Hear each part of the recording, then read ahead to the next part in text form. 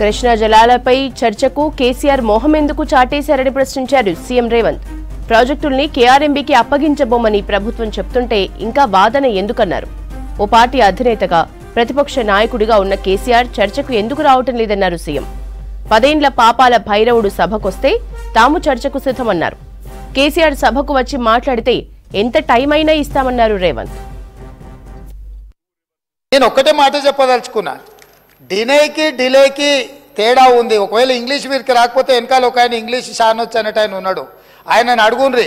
సింపుల్గా దీంట్లో ఏంది, you are also aware of the fact that both the states have agreed in principle to hand over the control of common projects, i.e. Srisailam and NSP ante Nagarjuna Sagar project, in terms of gazette notification dated 15/7/2021. 15/7/2021 la ప్రాజెక్టులు ఏవేవి ఎట్లా hand over చేయాలనో కంప్లీట్గా gazette notify చేసింది అధ్యక్ష 15/7/2021.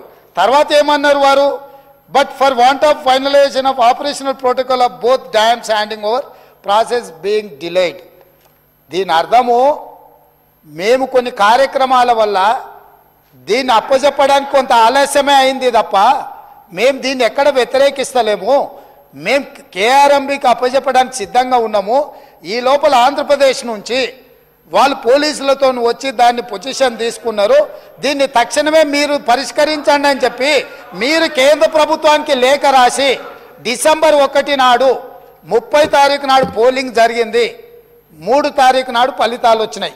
1 తారీఖు December నాడు స్పష్టంగా ఆనాటి ముఖ్యమంత్రి మరియు సాగునీటి పారుదల శాఖ మంత్రి కల్వకుంట్ల చంద్రశేఖరరావు గారు, వారి ప్రిన్సిపల్ సెక్రటరీ, సాగునీటి పారుదల సెక్రటరీగా అఫీషియల్గా వీళ్ళు లెటర్ రాసి ఇన్ని రోజులు ఇన్ని నీతులు చెప్తున్నాడు కదా, ఇన్ని రోజులు మా స్మితా సబర్వాల్ గారు ఈ రకమైన లేఖ రాసిండ్రు, మా ప్రభుత్వ విధానము అని ఎప్పుడైనా చెప్పినా ఈరోజు ఉత్తమ్ కుమార్ రెడ్డి గారి లేఖ తీసుకొచ్చి బయట పెట్టినాక ఇప్పుడు మాట్లాడుతున్నారు ఏంది, అవును మా స్మితా సబర్వాల్ గారు లేఖ రాసిండ్రు, మా ముఖ్యమంత్రి గారి ఆలోచననే ఇది అని.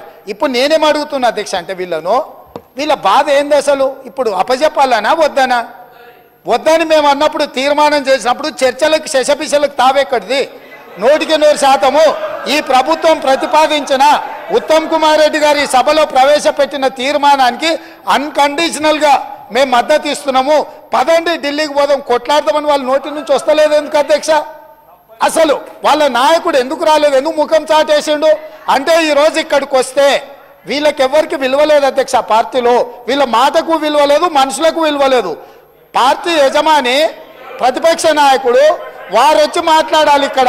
వారు ఎందుకు ఈరోజు ఇంత ముఖ్యమైన కృష్ణానది జలాలకు సంబంధించి శాశ్వతంగా తెలంగాణ రైతాంగం జీవితాల మీద మరణ శాసనం రాసే పరిస్థితులు ఉత్పన్నమైతే వారు సభలోకి రాకుండా, ఈ సభలో జరుగుతున్న చర్చలో వారి అభిప్రాయం చెప్పకుండా, వీరు చెప్పే అభిప్రాయానికి ఎలాంటి విలువ లేదు. వీళ్ళు ఎంతసేపు మాట్లాడినా ఈ మాటలకు ఈ చర్చలకు ఏమాత్రము చట్టబద్ధత లేదు. కాబట్టి ఇప్పటికైనా మీరు వారికి సూచన చేయండి, లేకపోతే సభ వాయిదా వేయండి. చంద్రశేఖరరావు గారిని సభలోకి రమ్మనుండ్రి. చంద్రశేఖరరావు గారు వచ్చినాక, ఎందుకంటే ఈ 10 సంవత్సరాలు జరిగిన పాపాలకు వారు కారణము. పాపాల భైరవుడి సభలకు వచ్చి చర్చ చేస్తే తప్పకుండా మేమందరం కలిసి సమాధానం చెప్తాం. వారిని సభలోకి రమ్మనుండ్రి, చర్చ చేద్దాం.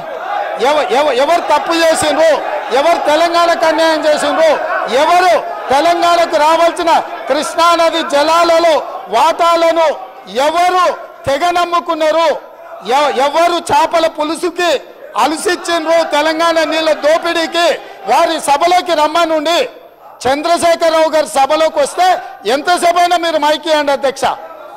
వారికి వీరికి ఏ అధికారము, ఏ హక్కు, ఏ అవకాశం లేదు. కాబట్టి చంద్రశేఖరరావు గారు ఈ సభలోకి వచ్చి వారు మాట్లాడితే ఇవ్వండి. ఇక వారు మాట్లాడడానికి ఏమీ లేదు, వారు చెప్తే వినడానికి కూడా ఏమీ లేదు.